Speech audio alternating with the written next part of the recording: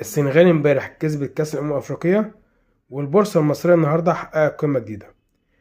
سريعا هحللك جلسة النهاردة، وهقول لك على أبرز الأحداث وتأثيراتها ودلالات الأرقام اللي في الجلسة. وفي آخر الفيديو هقول لك إن شاء الله على أبرز الأسهم اللي ممكن تشتغل بكرة. قبل ما أبدأ عايز أقول لك إن رابط التواصل تحت في التعليقات. بسم الله الرحمن الرحيم.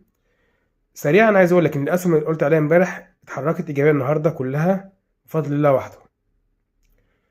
ثانيا ندخل في الجلسة النهاردة 45,000 قمة جديدة لمؤشر 30. قلت لك ما تركزش مع ال30. النهاردة الصعود كان بطلعت مصطفى اللي وصل لمستوى ال 82 جنيه تقريبا، هو كان بيقود المؤشر، والتجاري 124 جنيه، وفوري اتحرك. بس مش عايزك تركز مع ال30، احنا كنا شغلنا مع ال70، ده اهم الان.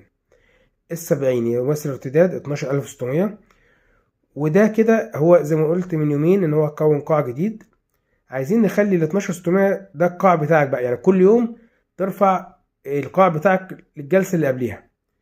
طول ما هو شغال فوق الجلسه اللي قبليها انت مطمن. اشتغل تحتيها لا يبقى في مشكله في الايه في السوق، عشان نبقى واضحين. وده للناس اللي هي مبتدئه في السوق او مش عايزه مخاطره عاليه.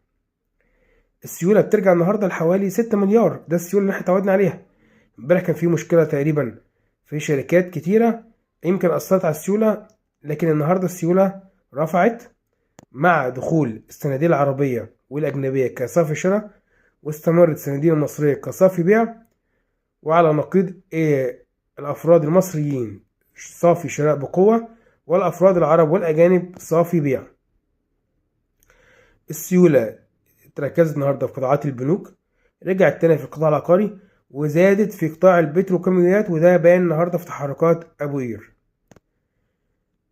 عايز اقولك ان الصعود ده ان شاء الله صعود جيد، لكن لازم نخلي بالنا ان دورة الصعود دي قصيرة الاجل وليست طويلة. يعني احنا في ذبذبة هنطلع وننزل، هنستمر كده فترة. وعايز تفهم اكتر ادخل على الجروب المجاني وشوف نوتاماني، هتعرف طريقة الشغل ازاي. لسه في كتير في البورصة المصرية بس الشغل محتاج احترافية ويحتاج هدوء وعدم تسرع.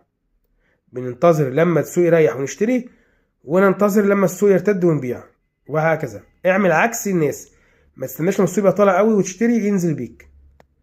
بلاش نشتغل مع قطيع. بكره ان شاء الله ايه اللي ممكن يشتغل في السوق؟